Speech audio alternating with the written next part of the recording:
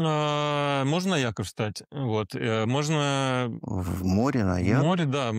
Самая глубокая якорная постановка была, по-моему, на 10 тысячах метров. Ого, Ого! вот это да. Ну, а что вы думаете? Ведь не везде порты находятся, так скажем, порты, понятно, они находятся на суше, но не везде какое-то длительное мелководье есть около порта. Есть порты. Шельф. Да, не везде есть, ну, совершенно верно, как вы говорите, не везде есть мелкий шельф, да, мелководные зоны. Есть порты, где сразу рядом, там, не знаю, сотни метров, как у нас, например, на Черном море. У нас в каких-то местах, там, в Адлере, где у нас аэропорт, там на расстоянии, не знаю, километр, несколько километров от берега, там, ну, уже сотни метров глубины.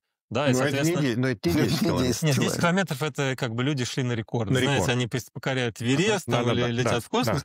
А вот я думаю, что постановка на сотни метров на якорь, Да. это некий стандарт, потому что это Мгм. часто такое может быть.